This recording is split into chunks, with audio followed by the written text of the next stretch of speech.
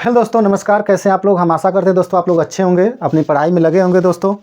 तो अब तो परीक्षाओं की डेट भी आ चुकी है। यूपी टेट का जो आपका एग्ज़ाम होने वाला है। तो दोस्तों यूपी टेट में आप जो आज की टॉपिक लेकर आया हूँ संख्या पद्धति, ये यूपी टेट का तो ये टॉपिक है है। और भी एग्जाम में जितने भी आप परीक्षा की तैयारी करते हैं दोस्तों, उस सभी परीक्षाओं में इस संख्या पद्धति से सवालें पूछी जाती हैं। और दोस्तों यदि आप संख्या पद्धति अगर चैप्टर पढ़े हैं तो कहीं ना कहीं आप संख्याओं के बारे में, जितनी भी संख्याएं हैं उन सभी संख्याओं के बारे में क्या करेंगे, आप जानकारी प्राप्त कर लेंगे। ठीक है, तो सबसे पहले दोस्तों हम लोग चलते हैं संख्याओं के बारे में जानते हैं। ठीक है, संख्याएं संख्याएं संख्याएं क्या होती हैं दोस्तों, हम लोग इन्हीं के बारे में जानेंगे। तो संख्याओं को दो भागों में बांटा गया। संख्याएं कितने भागों में बांटा गया दोस्तों? दो भागों में। संख्याएं कितने प्रकार की होती हैं? दो प्रकार की। एक होती है वास्तविक संख्या, एक होती है दोस्तों वास्तविक संख्या, और एक होती है काल्पनिक संख्या। ठीक है, क्या होती है दोस्तों? एक होती है वास्तविक संख्या और एक को कहते हैं हम लोग काल्पनिक संख्या। तो हमें जो पढ़ना है, जो हमें जानकारी चाहिए दोस्तों, ये हमें वास्तविक संख्या के बारे में, क्योंकि जितने भी संख्याएं हैं ये सब वास्तविक संख्या के अंतर्गत आएंगी। ठीक है, आपको काल्पनिक संख्या नहीं पढ़ना है। ठीक है, तो मैं पहले आपको बता दूं वास्तविक संख्या क्या होती है और काल्पनिक संख्या क्या होती है। वास्तविक संख्या दोस्तों वे संख्या होती है जिसका कुछ वैल्यू होता है, जिसका कुछ मान होता है। अर्थात ऐसी संख्या जिससे हम, यदि हम कोई समीकरण हल करें या कोई प्रश्न हल करें तो उसका कुछ मान आए। क्या है? मान आए, कुछ वैल्यू आए, तो ऐसी संख्या को हम लोग वास्तविक संख्या कहेंगे। ठीक है दोस्तों, ऐसी संख्या ऐसा समीकरण या प्रश्न जिसे यदि हम हल करें तो उसका कुछ वैल्यू या मान आता है, उसे हम क्या कहते हैं? वास्तविक संख्या कहते हैं। आप जानिए दोस्तों काल्पनिक संख्या क्या होता है। काल्पनिक संख्या ऐसी संख्या होती है जिसकी कोई वैल्यू, कोई मान नहीं होता है। अर्थात हम कह सकते हैं कि इसे हम, काल्पनिक संख्याओं को हम परिभाषित ही नहीं कर सकते हैं, ये केवल कल्पना की जाती है। ठीक है दोस्तों, आप नाम से ही पता कर सकते हैं कि काल्पनिक संख्या मतलब केवल एक कल्पना ही कर सकते हैं, इसका कोई वैल्यू नहीं होती है। तो ऐसी संख्या जिसका केवल हम कल्पना करें, उसका कोई मान ना हो, रियल में कोई मान ही ना हो, वो संख्या हमारी क्या कहलाती है दोस्तों? काल्पनिक संख्या कहलाती है।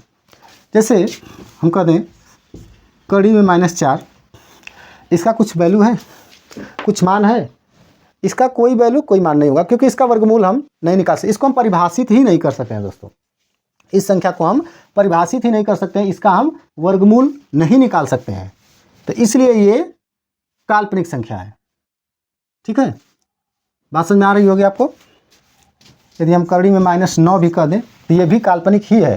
ठीक है, क्योंकि यदि कड़ी में माइनस में यदि कोई संख्या ले लें तो वो हमारी काल्पनिक में आ जाएगी, इसका कोई वैल्यू नहीं होगा, इसका कोई मान नहीं होगा। अब आइए वास्तविक संख्या की तरफ हम लोग चलते हैं। वास्तविक संख्या को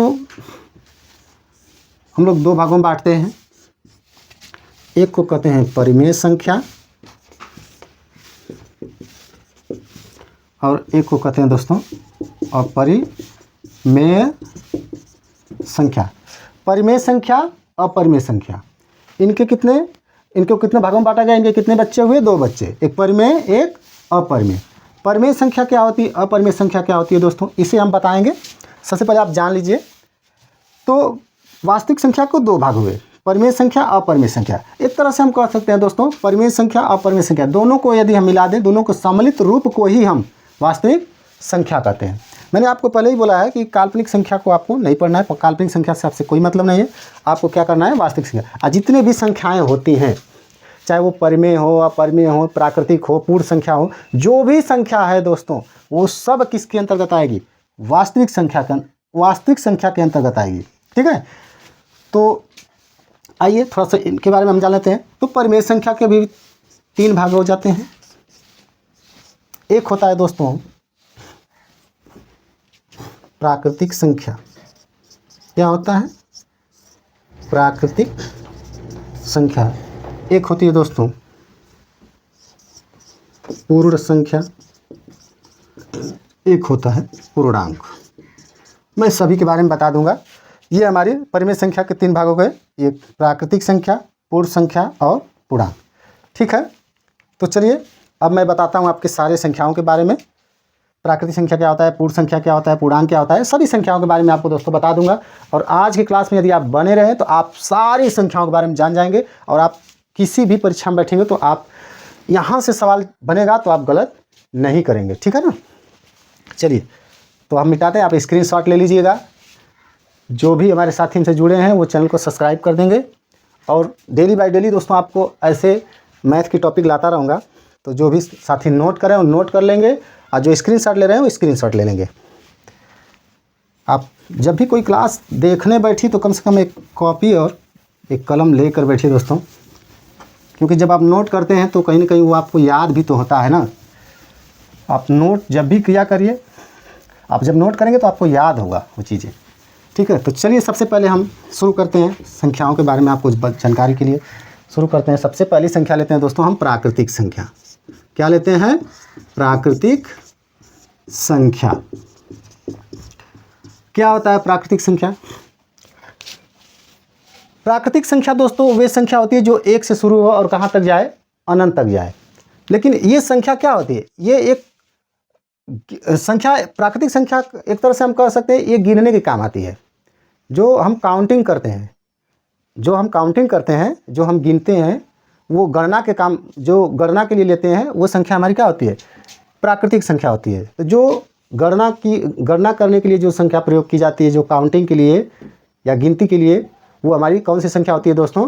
प्राकृतिक संख्या होती है। और प्राकृतिक संख्या कहाँ शुरू होती है? एक से शुरू होती है। कहाँ शुरू होती है? एक से। तो ऐसी संख्या जो गणना के लिए प्रयोग में लाई जाए या एक से शुरू हो और कहाँ तक जाए दोस्तों? अनंत तक जाती है। ये अनंत का चिन्ह है, इसे हम इनफाइनाइट भी कहते हैं। तो ऐसी संख्या को दोस्तों हम लोग कहते हैं प्राकृतिक संख्या। आपसे प्रश्न बन चुका है पेपर में, ठीक है, कि प्राकृतिक संख्या कहाँ से शुरू होती है, तो आप याद रखेंगे बच्चे, ठीक है, एक से शुरू होती है, ठीक है। यदि आपको न समझ में आएगा दोस्तों तो आप कमेंट करिएगा, हम आपके लिए और अच्छी से अच्छी क्लास लेकर आएंगे, ठीक है ना। तो प्राकृतिक संख्या कहाँ शुरू होती है? एक से। कहाँ तक जाती है? अनंत तक। दूसरी संख्या दोस्तों पूर्ण संख्या। क्या है? पूर्ण संख्या। तो पूर्ण संख्या क्या होती है? अब देखिए दोस्तों, ये प्राकृतिक है ना। अपूर्ण संख्या क्या होती है? बस आगे आप एक जीरो लगा लीजिए। क्या लगा लीजिएगा? जीरो। तो वो संख्या का बन जाएगी पूर्ण संख्या। तो ऐसी संख्या जो जीरो से शुरू हो और कहाँ तक जाए? अनंत तक जाए दोस्तों, वो हमारी क्या कहलाती है? पूर्ण संख्या कहलाती है, ठीक है दोस्तों। क्या कहलाती है? पूर्ण संख्या कहलाती है। आशा करते हैं हम आपको कि समझ में आ रहा होगा ये जो हम आज की क्लास पढ़ा रहे हैं, ठीक है दोस्तों। तो पूर्ण संख्या, आपसे प्रश्न पूछा है कि पूर्ण संख्या कहाँ शुरू होती है?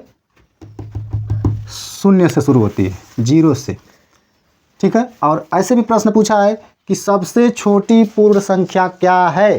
तो आप याद रखिएगा क्या है दोस्तों? जीरो है, ठीक है। अगली संख्या लेते हैं दोस्तों सम संख्या। सम संख्या। तो सम संख्या क्या होती है? ऐसी संख्या जिसे हम 2 से भाग दें या 2 से डिवाइड करें और वो संख्या पूरी विभाजित हो जाए, वो संख्या क्या कहलाएंगी दोस्तों? सम संख्या, ठीक है। ठीक है दोस्तों, ऐसी संख्या या प्राकृतिक संख्या भी कह सकते हैं, ऐसी प्राकृतिक संख्या जिसे हम 2 से भाग दें, 2 से डिवाइड करें और वो पूरी कट जाए, पूरी विभाजित हो जाए दोस्तों, वो संख्या क्या कहलाएगी? सम संख्या कहलाएगी।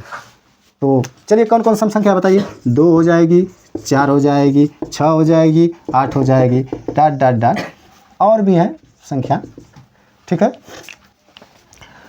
देखिए 4 2 से कट जाएगा, 2 से डिवाइड करेंगे तो 2 दूना के 4, 4 में से 4 घटाएंगे कितना आएगा? 0। तो पूरी कट गई ना, तो ये संख्या क्या कहलाएंगी? सम संख्या। 6 भी क्या है दोस्तों? सम है। देखिए 2 तिहाई 6, 6 में से 6 घटेगा कितना आ जाएगा? 0। तो ये भी संख्या क्या है दोस्तों? सम संख्या है, ठीक है।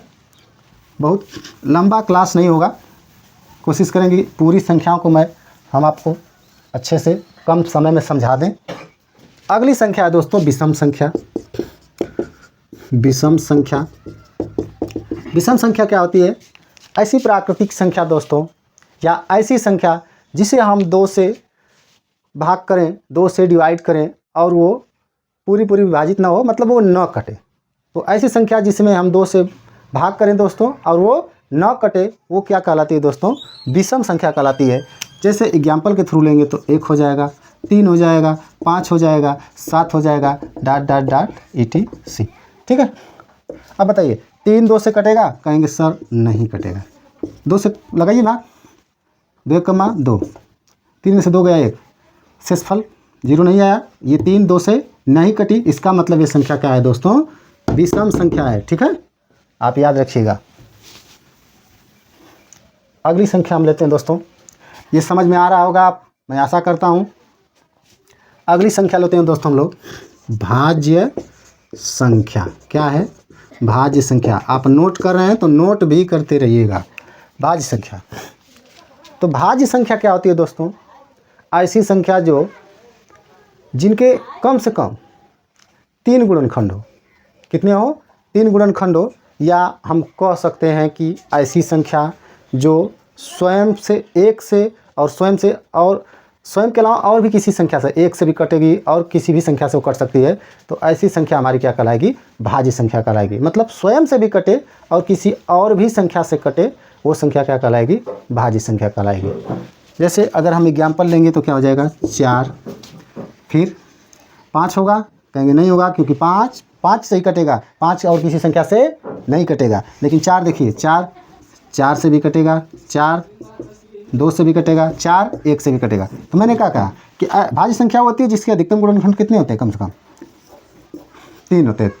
3 फैक्टर होते हैं, वो ज़्यादा भी हो सकते हैं किसी संख्या के। तो ऐसी संख्या जो स्वयं से कटे और किसी और भी संख्या से कट जाए, वो क्या कहलाती है? भाज्य संख्या। जैसे 4, फिर क्या होगा? 6, 7 नहीं होगा दोस्तों, 8, हाँ 8 हो जाएगा, क्योंकि 8 भी देखिए स्वयं से भी कटेगा और 1 से भी कटेगा और भी किसी संख्या से कट जाएगा। 8, फिर उसके बाद क्या हो जाएगा? 9, हाँ 9 भी हो सकता है। उसके बाद क्या हो जाएगा दोस्तों? 10 भी हो सकता है। इसी तरह डॉट डॉट डॉट etc। देखिए ये 4 स्वयं से भी कटेगा, 2 से भी कटेगा, 1 से भी कटेगा। 6 स्वयं से भी कटेगा, 2 से भी कटेगा, 3 से भी कटेगा और 1 से भी कटेगा। तो ये हमारी संख्या क्या है? भाज्य संख्या है। अगली संख्या है दोस्तों, अच्छा थोड़ा सा मैं आपको अब प्रश्न बता दूं। प्रश्न पूछा कैसे गया था कि सबसे छोटी भाज्य संख्या क्या है? तो आप क्या बताएंगे? 4 है। ये प्रश्न पूछा हुआ है दोस्तों, ये प्रश्न पूछा गया है कि सबसे छोटी भाज्य संख्या क्या होती है? तो 4 होती है। ठीक है, देखिए सबसे छोटी भाज्य संख्या 4 होती है। अगला है अभाज्य संख्या। अभाज्य संख्या, अभाज्य संख्या क्या होती है? ऐसी संख्या जो एक स्वयं से कटे या 1 से कटे, या तो हम कह सकते हैं उसका कम से कम गुणनखंड कितना होगा? नहीं, ऐसा मानिए कि स्वयं से कटे और 1 से कटे, तो जो खाली स्वयं से कटे या तो कटेगी 1 से, तो वो क्या कहलाएगी? 1 से कटेगी। 3 से भी कटेगी और 1 से भी। तो 1 से कटे या स्वयं से कटे, वो क्या कहलाएगी? अभाज्य संख्या। 5, फिर कौन है अभाज्य संख्या? 7, फिर अभाज्य संख्या क्या होगी? 9 तो नहीं होगी, क्योंकि 9 से भी कटेगी और 3 से भी कटेगी, वो अभाज्य संख्या नहीं होगी। क्या होगी?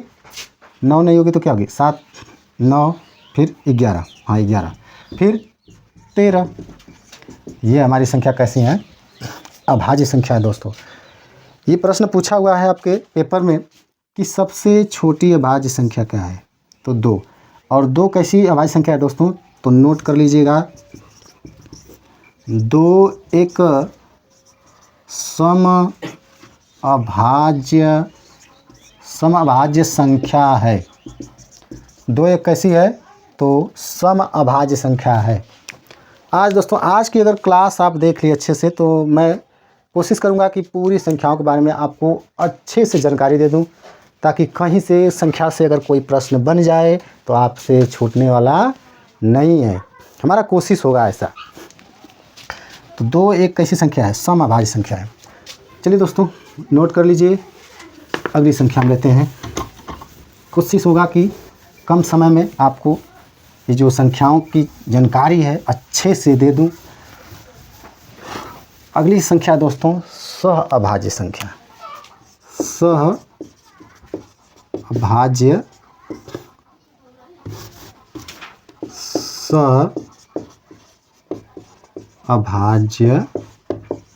संख्या। सहअभाज्य संख्या क्या होता है दोस्तों? ऐसी 2 प्राकृतिक संख्याएं लीजिए, क्या दोस्तों, ऐसी 2 प्राकृतिक संख्याएं लीजिए जिनका उभयनिष्ठ गुणनखंड 1 हो। मतलब यदि हम कहें तो उसका मौसक कितना हो, 1 हो, उसे हम क्या कहेंगे,